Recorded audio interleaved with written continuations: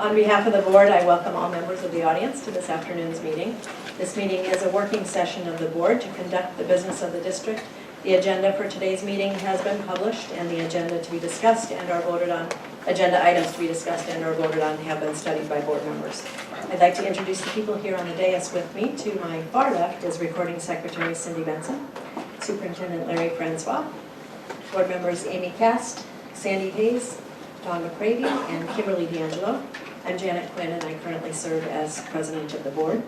Agendas for this meeting, as well as minutes from our previous meeting, are available on the table at the back. If you are here to address the board on agenda items, please sign in on the clipboard that's on the table with the agendas, and you'll have an opportunity near the beginning of the meeting for your comments. First order of business is the superintendent's report. Good afternoon. I've had the opportunity to continue my school visits over the past couple of weeks, spending time at Kenmore Junior High, Kenmore Elementary, Lockwood Elementary, Shelton View Elementary, Fernwood Elementary, and this morning at Crystal Springs. And it's continues to just be wonderful to spend time with principals and see kids and teachers and get out into the schools and out of the office here. We've continued with our pre-legislative session meetings with our local legislators over the last couple of weeks, again emphasizing the importance of the legislature to address full funding of basic education compensation in conjunction with any plans to reform the current unconstitutional over-reliance on local levies. So in the last 2 weeks I've met with Representative Moscoso along with Director Hayes, and met with Senator Frock along with Director Hayes and President Quinn. On October 28th, I had the opportunity to participate in a youth and community leader forum sponsored by the North Shore YMCA. This forum brought together students, many of them from North Shore junior highs and high schools, and a range of community leaders to discuss issues impacting students that community leaders and organizations such as the Y should be aware of and responsive to. I was very proud of our students and how articulate and thoughtful they are in that kind of a setting around a large number of adults and some in very prominent positions. The influence of social media, both positive and negative, access to mentors, academic pressures, and the opportunities to be involved in positive activities within and outside of school were some of the major themes identified by students. On November 3rd, I met with Dr. Brad Portine, Dean and Professor of the University of Washington Bothell School of Educational Studies. We discussed many of the ongoing partnerships between our district and UW around teacher and principal preparation and professional development. And Dr. Portine shared information about a promising new educational studies degree being launched by the UW geared towards students completing their AAs at local community colleges. And the program, if successful, could double the number of UW annual output of teachers, new teachers, and anticipates attracting a more diverse pool of prospective teaching candidates, which is certainly something that we are striving for.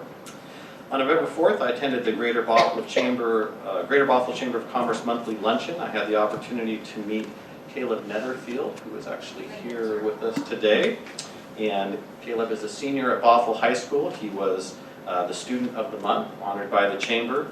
And as you know, Caleb is on your agenda tonight. He has been elected National Vice President of Skills USA.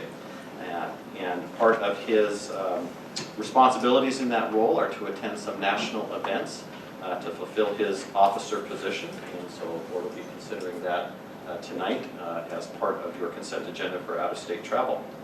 And Caleb got an opportunity to speak to the Chamber and did an outstanding job representing himself, Bothell High School, and the North Shore School District. On November 4th, we also completed the recently approved bond refunding and refinancing. We surpassed our savings target of $2.6 million and achieved actual savings of close to $2.7 million. I want to acknowledge and thank Lydia Selly and the business services team for facilitating this opportunity to take advantage of market conditions to achieve savings for North Shore taxpayers. On November 9th, I participated in a conference call of the WASA Legislative and Finance Committee, of which I'm a member. We continue to discuss the upcoming legislative session and prospects, although increasingly more pessimistic, for achieving further progress around school funding and the McCleary decision. The passage of Initiative 1366 has certainly further clouded and complicated the work of the legislature. We had some interesting discussion about the pending 2018 levy cliff, and that's the time at which the 4% levy boost that was approved during the Great Recession and the expiration of the I-728 and I-732 ghost money that currently get factored into the levy base are scheduled to sunset. And without legislative action to address the major issue of McClearly, namely the over-reliance on local levies to fund basic education, services, particularly employee salaries and benefits, this sunset represents a potential loss of tens of millions of dollars of current funding to school districts across the state. So certainly an issue that we're hoping to get some legislative attention on in the coming session. I want to take this opportunity to acknowledge and thank our many veterans for their sacrifice, their service, and their dedication to protecting our nation. I'm sure I speak for all when I say that we'll enjoy tomorrow's holiday and a chance to rest and catch up with the other aspects of our lives. But I also hope that we'll spend some time thinking about those we honor on that day. I had the opportunity to see a very moving Veterans Day assembly at Crystal Springs earlier today, and know that similar events have or will be taking place in all of our schools this week. Thank you, Larry. Next item on the agenda is association and public comments. The North Shore School District Board of Directors has set aside a period of up to 60 minutes to receive updates and comments from association leaders and citizens from our community. The board expects speakers to address matters related to district operations, policies, procedures, and agenda items under consideration by the board. Comments should not make reference to any employee or representative of the district by name or by identifiable reference. Board meetings are not the appropriate setting for personnel complaints. If interested, there is a complaint process available through the Office of the Superintendent. Please note that because of the public governance process, the board may ask clarifying questions regarding topics not on the meeting's agenda, but will likely defer discussion to a future meeting if warranted. In order for staff to prepare any necessary background information for board members to review, and for the discussion item to be included on a published agenda for the benefit of other parties who may be interested in the topic. Alternatively, a district employee or board member may respond to individuals offering public comment at a later date if warranted. When addressing the board, please state your name clearly for our records. Please limit your comments to 3 minutes. There is a timer that will sound when your time has expired, and we would appreciate your adherence to that. We thank you for your participation in the governance process, and we'll start with association leaders. I see Sherry Rudolph.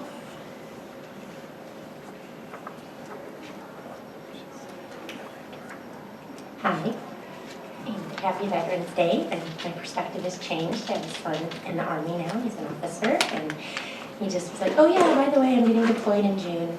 Okay, my perspective has changed now. So, happy Veterans Day, enjoy your holiday. Thank you so much to Dawn and Janet. I remember coming to meetings in 2004, 2005, there was way less people. So, this is exciting. But thank you so much for your service. It's been a joy to serve the kids of North Shore School District with you. We're excited for our President and Principal's Luncheon on Thursday, and for those of you that can come.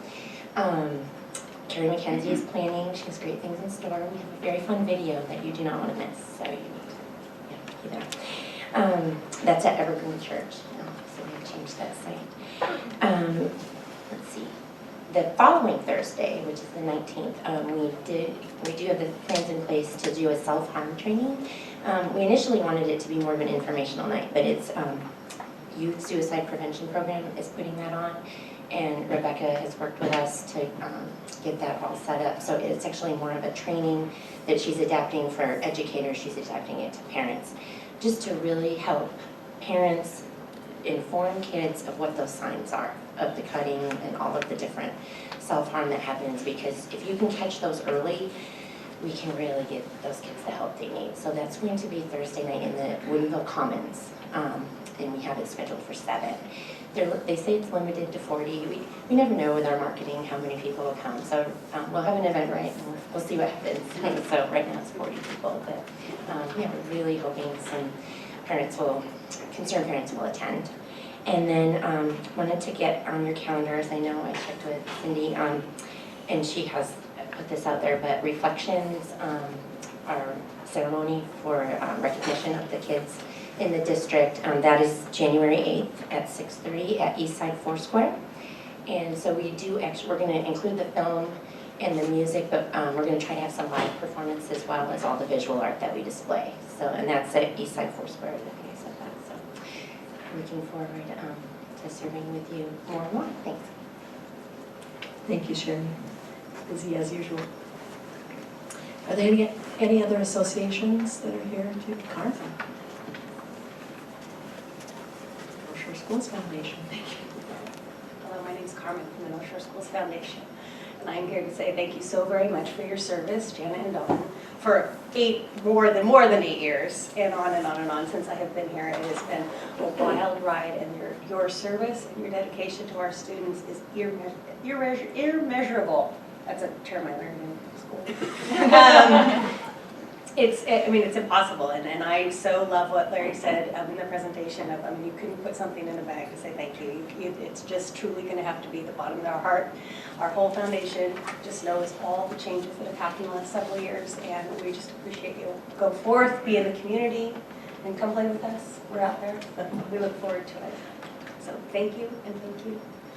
And I also just wanted to thank everybody. We've had a huge amount of support over the last couple of months. This is fundraising season, they say. These are the months that we get everyone involved, this All In for Kids, to support our students in every single way possible. So if there has been something to send an email and invite you to, I have done it.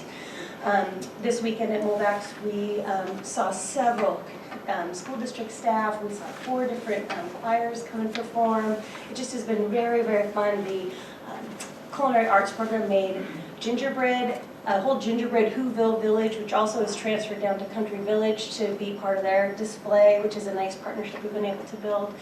Jeffrey Gilmore's class, the event management hospitality class, served kids and interacted with them, and Helping Hands from Wellington, which is a program we've been part of funding for several years, was there doing Veterans Day cards and first responder cards. So it just is a fun way for our community to come together, and Moldax, that's what they do for the school district overall. That's how they support the overall school district. So it's a really wonderful thing. We'll let you know how it went.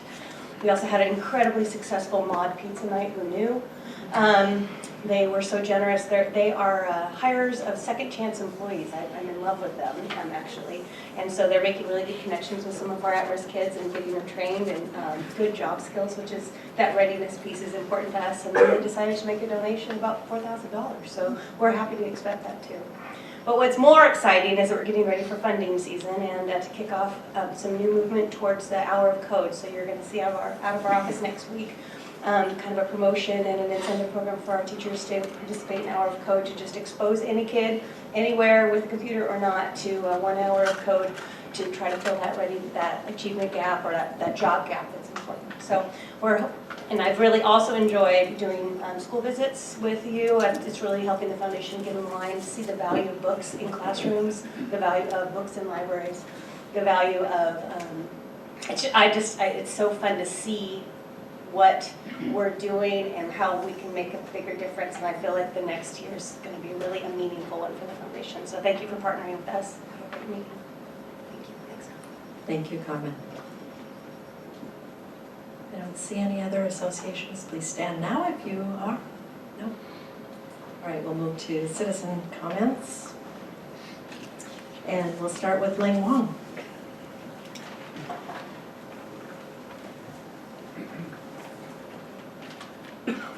Hi, I'm Ling Wong, and I haven't spoken here for quite a while.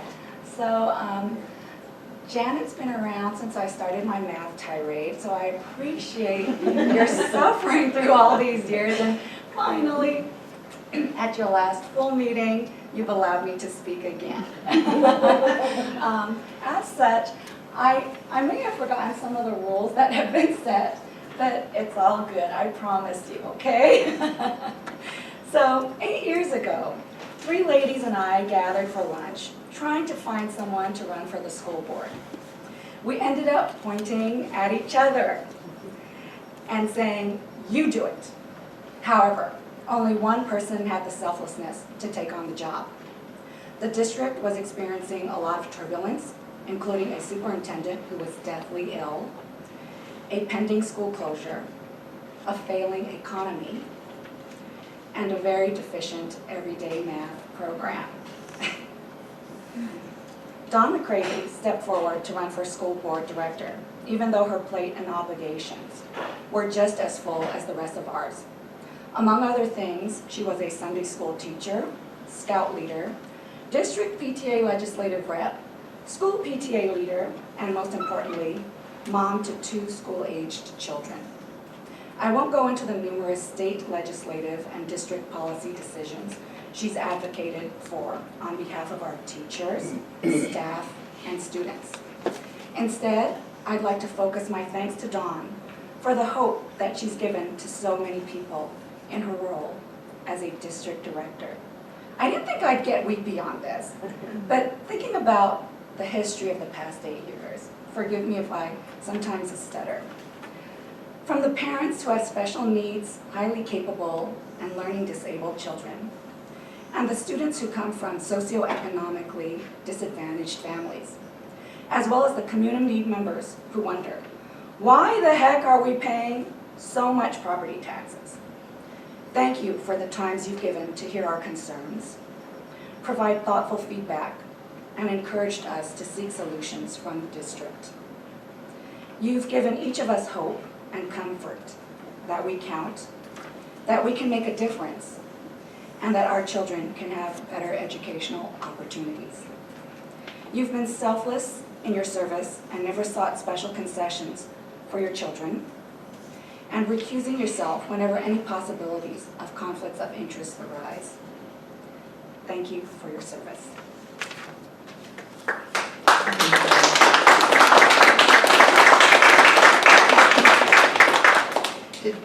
Did Becky Birch leave? No. Oh, there you are. That's our third finger pointer. Janet Littlefield.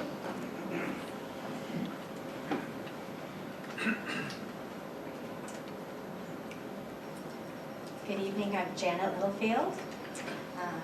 Director Quinn and Director McCravy, I also thank you for your service. Unfortunately, I guess you're not going to get off that easy tonight because you are faced with a big decision, and that's this. Is it fiscally responsible to spend $11.2 million on the Wellington Hills property? The answer, I believe, is a clear no. First, a decision to purchase and develop the Wellington Hills site would require that you disregard the land use requirements put in place to prevent sprawl, to protect our rural areas, and to place facilities where they are needed. The Snohomish County Comp Plan discourages intensive uses, such as middle and high schools, outside the urban growth area. And no matter its proximity, the fact is that this property is situated outside the UGA. To be clear, the boundaries are only moved when there is insufficient land remaining inside the UGA to accommodate growth and services. That is not currently the case, nor will it be in the foreseeable future. This site has been zoned R5 since the enactment of the Growth Management Act, and many of us decided to live here based on that zoning.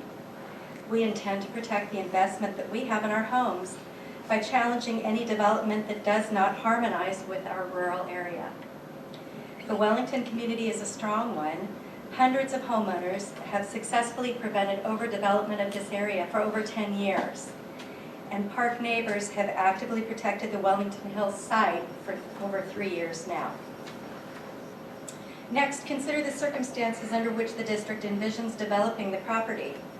There is no demonstrated need for new schools in the east side of the district, and in fact, enrollments there are declining. The site, however, is difficult to access from the high growth areas in the north and central parts of the district. Highway 522 presents a barrier, especially given the extreme congestion that already exists at the intersections with Highway 9. By traffic engineering standards, access from 240th Street would force that intersection into failure. Then think about the extensive costs for road and earthwork just to make the site usable. Consider that after investing more than 3 years' time and well over $1 million, the Parks and Recreation Department decided to walk away from the site. So all this begs the question, why would you choose to spend $11 million for land that won't meet the district's needs? One wonders if the North Shore School District has decided to invest in land speculation, but that would certainly be outside the district's mission. Finally, consider the opportunity cost of spending $11.2 million to sit on undeveloped land. Perhaps most tragically, tying up that money prevents the purchase of land in parts of the district where there is already a demonstrated need and additional growth is anticipated. I just ask you to give serious consideration to these points because I think that you will realize the prudent decision is to vote against the purchase of the Wellington Park property. Thank you again. Thank you, Janet. Linda Gray?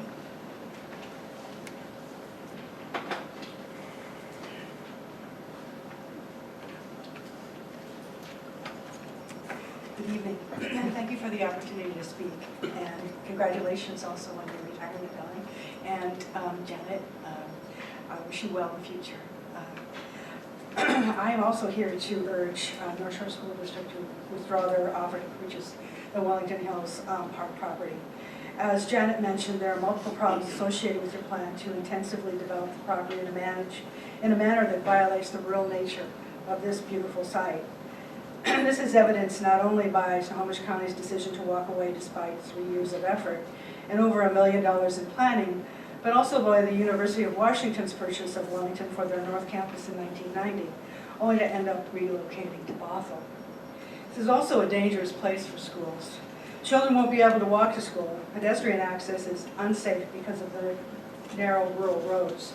There's only one effective entrance to the property because the other has too many curbs and is too steep for buses.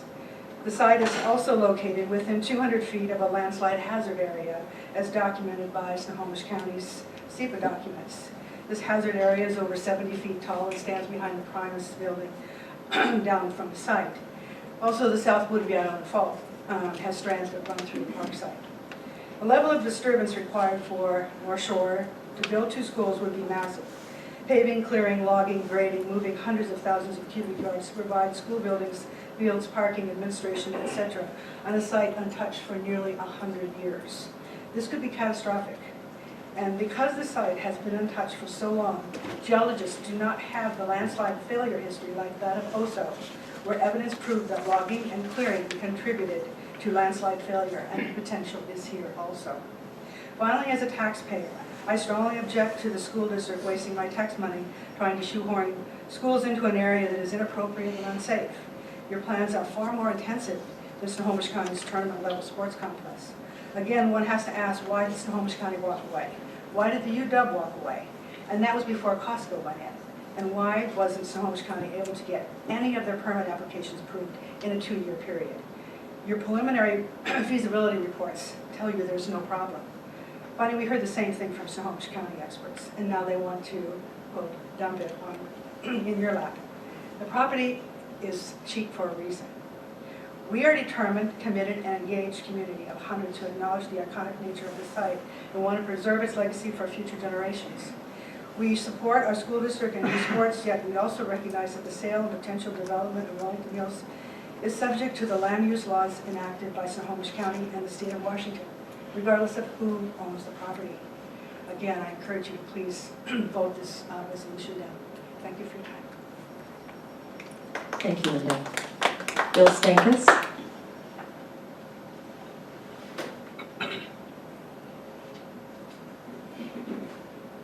Good evening. My name is Bill Stankus. I live in the unincorporated part of Snohomish County, Woodinville address. After listening to Janet and Linda, I'm going to kind of move away from that particular thing and talk about Neighbors to Save Wellington Park for a moment. There's a lot of misinformation and disinformation of the organization. We are not a no group. We are very interested in following the rules and regulations that are set forth on specifics such as how Wellington Park is used. We are opposed to the inappropriate development of the property. For some reason or another, our neighborhood has been the target. I know some of the reasons, the mitigation money that King County gave Snohomish on Brightwater, but there's been other things. There was development in Woodinville that a citizen group spent 10 years taking to the state Supreme Court and defeating a housing development in that area. There was the Hooven Bog situation that Snohomish County bought.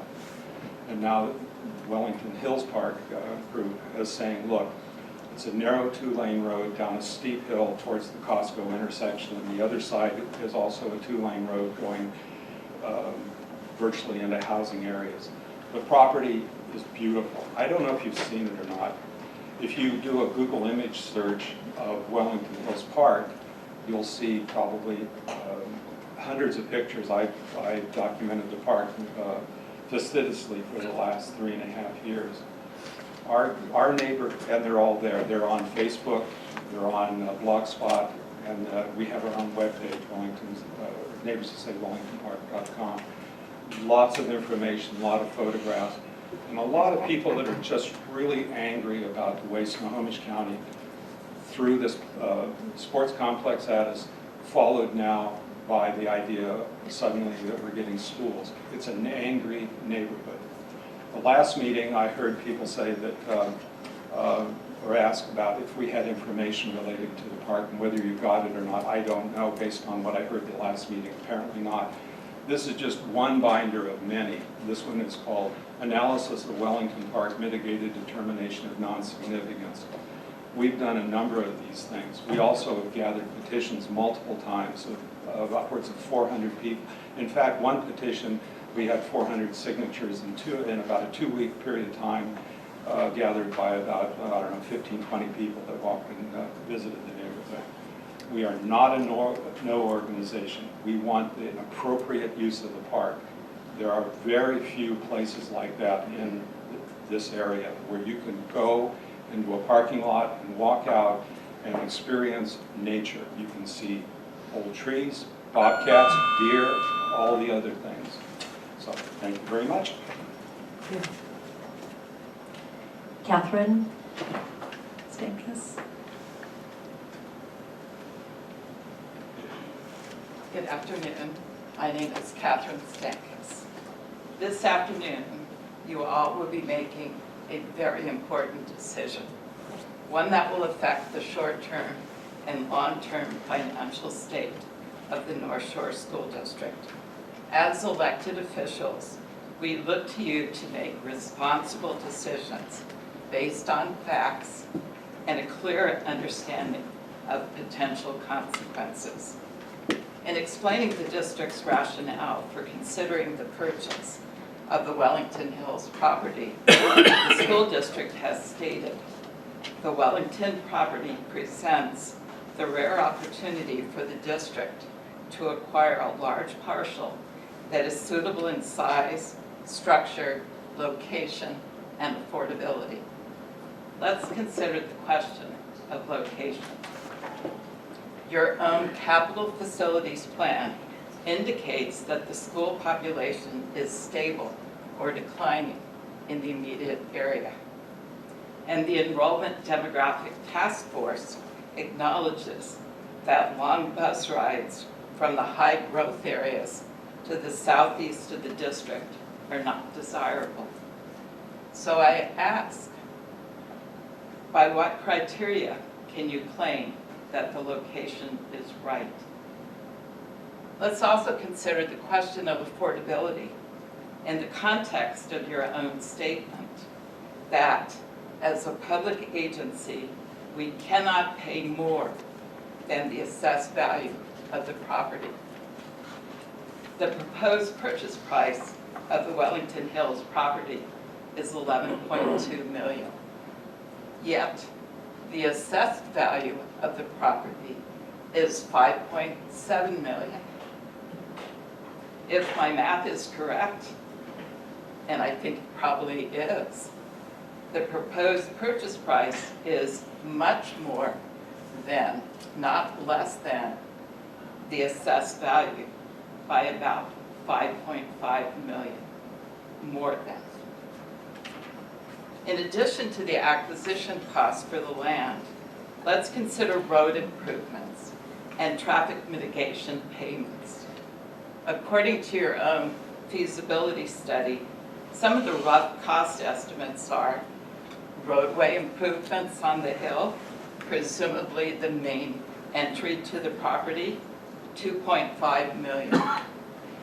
Roadway improvements to the frontage road, $4.3 million. Traffic mitigation payments to local jurisdictions, $1.5 million.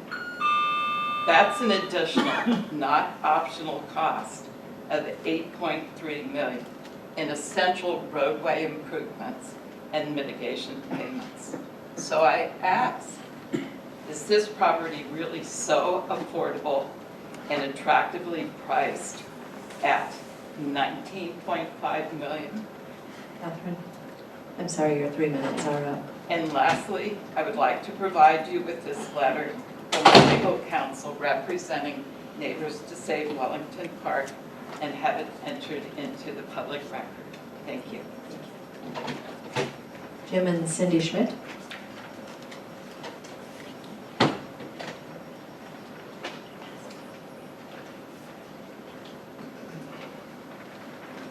My name is Cindy Schmidt.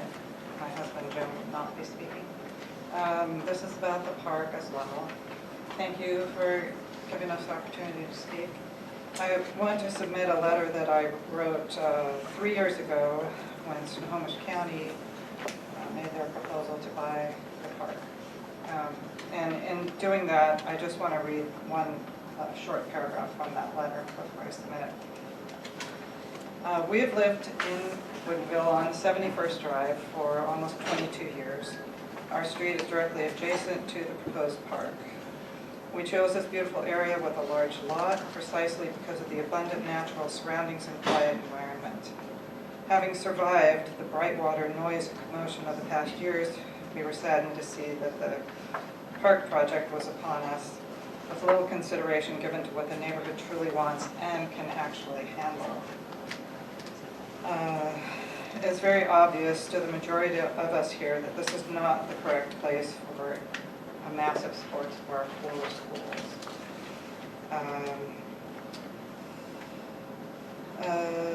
Anyway, like Bill mentioned, we absolutely see the value in having appropriate use, and a park would be lovely, schools not so much. The road concerns themselves would be beyond belief. Anyway, thank you again, and we're going to this. Give that to Cindy. Thank you.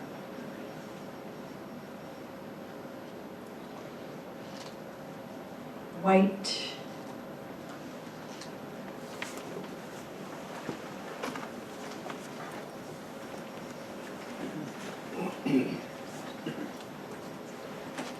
Good evening. My name is Dwight Jensen. I am here also with respect to the Wellington Hills site. I happen to live within a stone's throw of that property. I've been a taxpayer in this school district for 39 years. And I appreciate the opportunity to come here this evening and offer my input into this proposed project. It's nice to be able to come here and speak and be a part of the process, unlike the secret meetings leading up to this point. The golf course has been a part of our life for most of those 39 years. We've had the enjoyment of a quiet rural neighborhood all of this time. I find it interesting and repulsive to find that our tax dollars are being proposed to be spent on a speculative basis for property. I thought that our tax dollars were to go for education, not the speculation of buying property that perhaps would be developed for school use. And we also find that this property is outside the urban growth boundary area, which has been stated clearly before. And according to what I've read, this property is in the area of the district that has the least opportunity for student growth. I think that's something to take into consideration. As such, I urge you to reconsider your pursuit of this property and leave it with the county for a passive use park facility that is more convenient and congenial to our neighborhood. And In doing so, we would eliminate the increased congestion of traffic with multiple buses and multiple trip traffics for mothers and fathers dropping their kids off, picking them up, and so on. 240th Street that separates that property already is a nightmare from the standpoint of traffic congestion. We certainly do not need school buses, nor should they be running up and down that hill in the first place. But we certainly do not need school buses and additional car traffic on that road. It is already a nightmare and a very dangerous situation. Thank you. Thank you. Mitch Evans?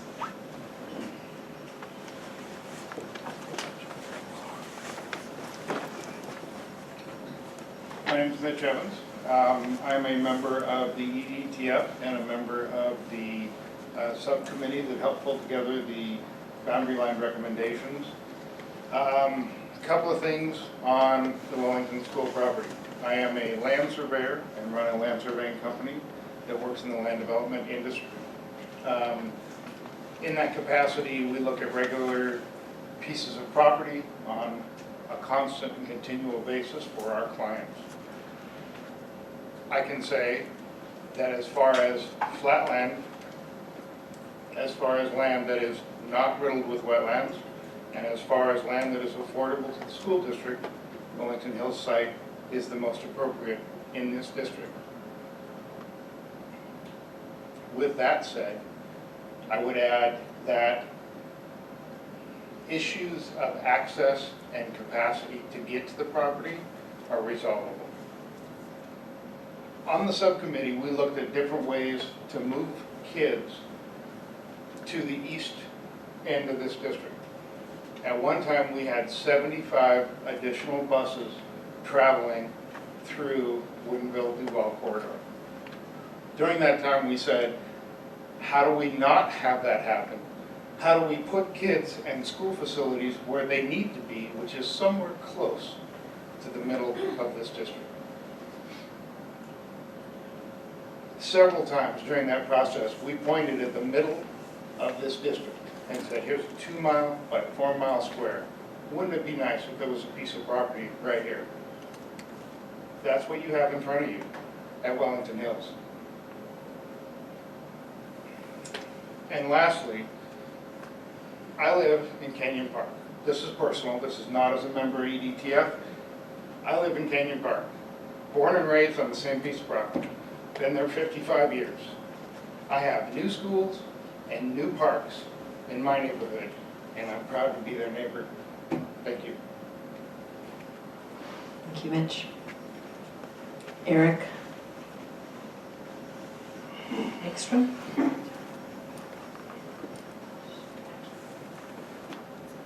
Hello, my name is Eric Hagstrom, and I actually don't live all that near the park.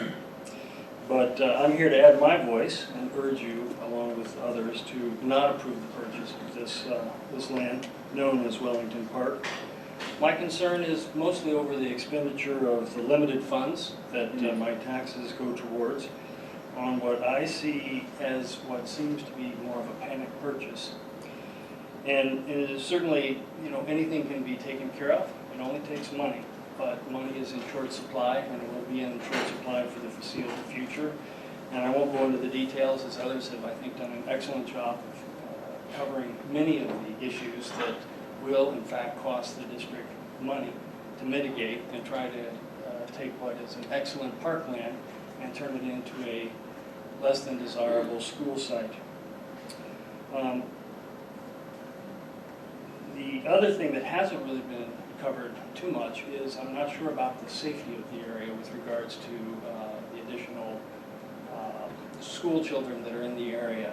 We've had a number of fatal accidents already, and depending upon what these mitigations that we have to pay for so that we can move all of these school children in and out of the area, I'm concerned that we'll just have more fatalities. So in short, I urge you to not recommend the purchase of this land, and we look forward to it becoming what it is, a nice park for the entire, not just this community, but for all people in the King and Snohomish counties. Visit some of the other areas and you'll see how desperate people want open space. Thank you. Thank you, Eric. Peter Eglick?